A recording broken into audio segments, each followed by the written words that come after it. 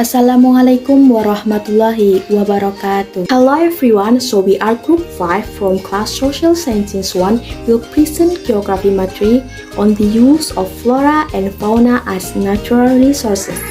Jadi kami kelompok 5 dari kelas IPS 1 akan mempresentasikan materi geografi tentang pemanfaatan flora dan fauna sebagai sumber daya alam. Manfaat flora dan fauna di Indonesia bagi kehidupan manusia. Indonesia merupakan negara yang kaya akan sumber daya alam hayati yang tinggi dan terbesar di seluruh pelosok tanah air. Kekayaan sumber daya alam ini menjadi tumpuan baru bagi pembangunan nasional. Selain penggunaan sumber daya alam yang tak terbarukan seperti minyak bumi dan gas. Upaya pemanfaatan sumber daya alam ini tercantum dalam Undang-Undang Dasar 1945, khususnya pada pasal 33 ayat 3 yang berbunyi, bumi, tanah, air, dan kekayaan alam lainnya yang bertumpu pada negara dan digunakan sebesar-besarnya untuk kemakmuran rakyat. Dalam pasal tersebut bermakna bahwa segala sesuatu mengenal sumber daya alam seperti air dan kekayaan alam lainnya yang dimiliki suatu negara berarti dikelola, dikuasai, dan dipergunakan oleh lembaga penggunaan sebagai kemakmuran rakyat dan mensejahterakan rakyat. Flora dan fauna merupakan sumber daya alam yang keberadaannya tidak bisa terlepas dari kehidupan manusia. Sebagai sumber daya alam, ia terdapat di alam dan dapat dimanfaatkan sepenuhnya untuk kebutuhan hidup kita sebagai manusia. Secara garis besar, sumber daya alam terbagi menjadi dua, yakni sumber daya alam yang dapat diperbarui dan tidak dapat diperbarui. Sumber daya alam yang dapat diperbarui berarti sumber daya ini tidak akan habis. Dalam artian jumlahnya tidak terbatas, contohnya tumbuh-tumbuhan, hewan, air, udara, dan sebagainya. Sumber daya alam yang tidak dapat diperbarui, yakni sumber daya alam ini terbatas jumlahnya. Ketika ia digunakan secara terus-menerus, dalam batas tertentu akan habis dan tidak dapat diadakan kembali. Contohnya batu bara, minyak bumi, emas, dan lain sebagainya. Apakah teman-teman sudah mengetahui apa itu flora dan fauna? Pengertian flora dan fauna secara sederhana. Flora adalah tanaman dan fauna adalah hewan. Keberadaan flora dan fauna tak dapat dipisahkan dalam kehidupan manusia. Tumbuhan dan hewan mempunyai manfaat besar bagi kehidupan manusia. Ada saling ketergantungan antara tumbuhan, hewan, dan manusia dalam kelangsungan hidup mereka masing-masing. Sebagian hewan mempunyai andil bagi tumbuhan dan persebaran tumbuhan. Hewan pun hidup dari tumbuhan juga. Bahkan binatang karnivora, seperti harimau misalnya, sesungguhnya bergantung pada tumbuhan. Papua menjadi penyumbang utama keanekaragaman hayati Indonesia, baik dalam tingkat keanekaragamannya, diperkirakan ada 601 jenis burung, 223 jenis reptil, 223 jenis mamalia, dan 1030 jenis tumbuhan yang hidup di belantara Papua. Ada lebih dari 3 lusin spesies dalam keluarga Paradisapidae, atau lebih dikenal dengan Bird of Paradise. Di Indonesia disebut dengan burung cendrawasih. Jadi, bisa dikatakan kelangsungan hidup manusia sedikit banyak akan tergantung pada ketersediaan flora dan fauna. Berikut beberapa pemanfaatan flora dan fauna sebagai sumber daya alam atau natural resources. Manfaat yang pertama dari adanya flora dan fauna adalah sebagai sumber pangan. Bahkan berbagai macam kandungan nutrisi yang dibutuhkan manusia terdapat pada flora dan fauna. Di negara kita sendiri, Indonesia, kurang lebih ada sekitar 400 jenis tanaman penghasil buah, 370 tanaman penghasil sayuran, dan ratusan jenis hewan dan ikan yang dapat dikonsumsi oleh manusia. Keanekaragaman hayati di Indonesia ini tersebar dari ujung barat hingga timur Indonesia. Namun, dalam memenuhi kebutuhan pangannya, manusia juga harus sesuai dengan kebutuhannya saja.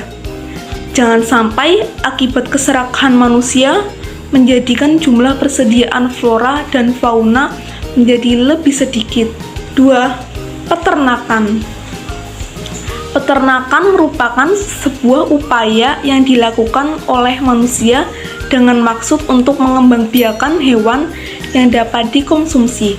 Selain sebagai sumber pangan, hewan ternak juga biasa dimanfaatkan untuk berbagai macam aktivitas lainnya, seperti diperjualbelikan sehingga meningkatkan ekonomi.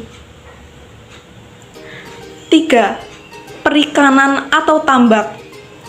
Perikanan atau tambak adalah sebuah usaha yang difokuskan pada pengembangbiakan biota air, baik air laut, air tawar, atau air payau.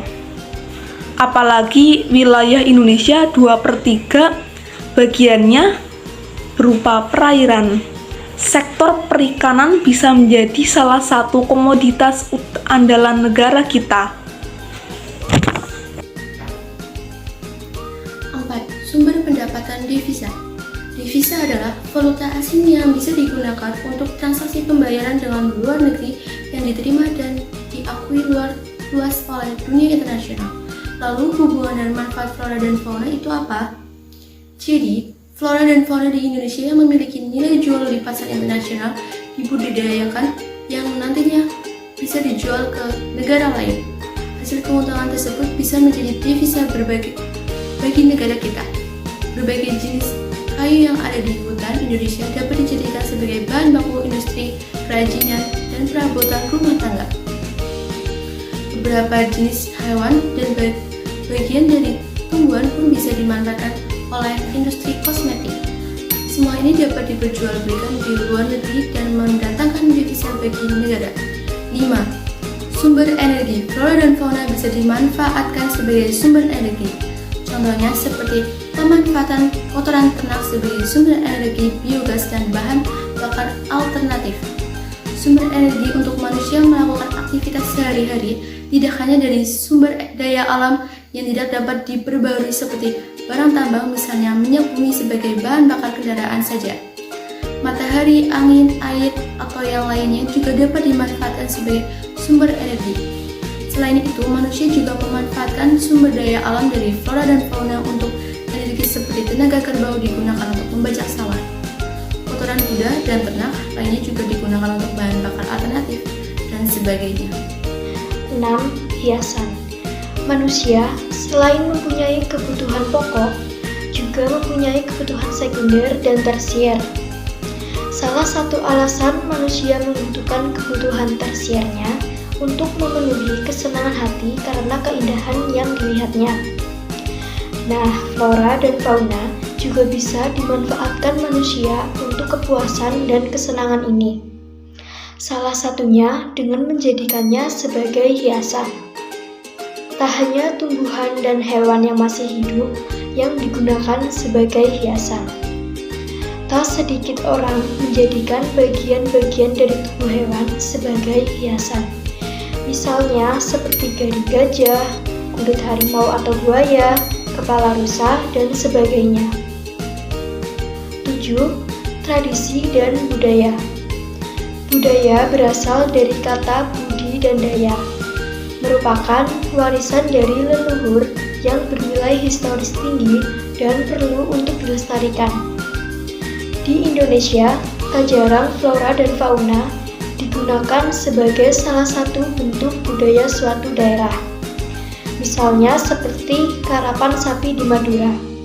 Daerah ini menjadikan sapi untuk perlombaan balap sapi dan mendatangkan nilai ekonomi bagi daerahnya. 8. Menjaga kestabilan ekologis. Tanpa flora dan fauna, manusia tidak akan bisa hidup. Oksigen yang dibutuhkan manusia untuk pernapasan dihasilkan dan dilepas ke udara oleh flora. Karbon dioksida yang dihasilkan oleh fauna dibutuhkan flora untuk proses fotosintesis. 9. Sebagai penghasil pupuk organik yang berasal dari kotorannya. Bahan baku obat-obatan. Negara tropis, tanah Indonesia juga dipenuhi oleh berbagai jenis tanaman yang dapat dimanfaatkan sebagai obat-obatan. Bukan hanya dari daun, berbagai bagian dari tanaman obat juga bisa digunakan dan diolah, termasuk akar, umbi, atau obat-obatan medis yang telah teruji klinis. Contoh bahan baku obat-obatan yaitu kayu manis, kunyit, ginseng, temulawak, dan lain-lain. Beberapa wilayah penghasil tanaman obat-obatan antara lain di Jawa, sebagian Madura, Sumatera, dan masih banyak yang lain. Naik delman pergi ke kota. Jangan lupa membeli alpukat. Sekian presentasi kita, semoga bisa bermanfaat. Wassalamualaikum warahmatullahi wabarakatuh.